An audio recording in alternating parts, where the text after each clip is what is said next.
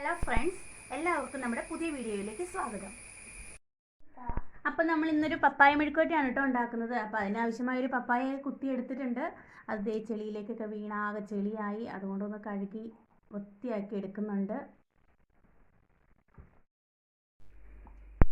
കപ്പളങ്ങ നന്നായിട്ട് കഴുകി ഇതുപോലെ അരിഞ്ഞെടുത്തിട്ടുണ്ട് കേട്ടോ.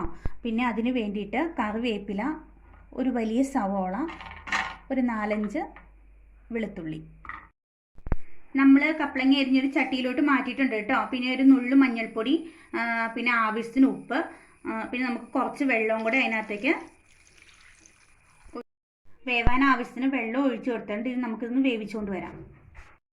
നമുക്കതിന് വേണ്ടിയിട്ട് നമ്മൾ വൃത്തിയാക്കി വെച്ചാണ് സവോളയും വെളുത്തുള്ളിയും കൂടി നമുക്കൊന്ന് ചതച്ചെടുത്തുകൊണ്ട് വരാം. അപ്പം ചട്ടി ഒന്ന് ചൂടായിട്ടുണ്ട് കേട്ടോ. നമുക്ക് കുറച്ച് വെളിച്ചെണ്ണ ഒഴിച്ചു കൊടുക്കാം. എണ്ണ നന്നായിട്ട് ചൂടായി കഴിയുമ്പോൾ നമുക്ക് ശകലം കടുകൊന്ന് ഇട്ട് കൊടുക്കാം.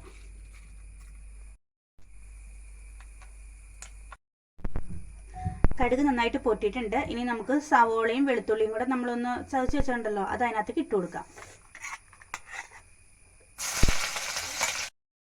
കുറച്ച് ഉപ്പും കൂടി ഇട്ട് കൊടുക്കാം കേട്ടോ, സവോളയ്ക്ക് ഒന്ന് പിടിക്കാൻ വേണ്ടിയിട്ട്. ഇനി നമുക്ക് നന്നായിട്ടൊന്ന് ഇളക്കി ഇതൊന്ന് ശരിക്കും വഴറ്റിയെടുക്കാം, മൂപ്പിച്ചെടുക്കാം. അപ്പോൾ അത് നന്നായിട്ട് മൂത്ത് വന്നിട്ടുണ്ട്. ഇനി നമുക്ക് അതിലേക്ക് കുറച്ച് കറിവേപ്പിലയും കൂടി ഇട്ട് കൊടുക്കാം. നന്നായിട്ടൊന്ന് ഇളക്കി കൊടുക്കാം കേട്ടോ.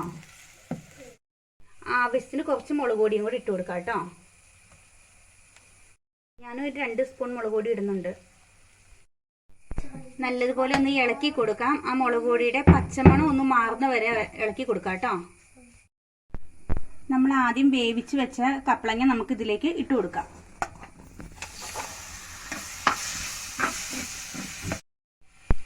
അതിനുശേഷം നമുക്ക് നന്നായിട്ട് ഇതൊന്ന് ഇളക്കി കൊടുക്കാം കേട്ടോ. നന്നായിട്ടൊന്ന് മിക്സ് ചെയ്ത് ആ എരിവൊക്കെ ഒന്ന് ആ കപ്പളങ്ങയിലേക്ക് പിടിക്കുന്ന വരേക്കും നമുക്കിതൊന്ന് ഇളക്കി കൊടുക്കാം.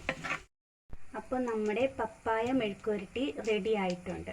അപ്പോൾ എല്ലാ വീഡിയോയിലും പറയുന്നത് പോലെ തന്നെ നിങ്ങൾക്ക് വീഡിയോസൊക്കെ ഇഷ്ടപ്പെടുന്നുണ്ടെങ്കിൽ ചാനലൊന്ന് സബ്സ്ക്രൈബ് ചെയ്യാനും ലൈക്ക് ചെയ്യാനും ഷെയർ ചെയ്യാനും മറക്കരുത്.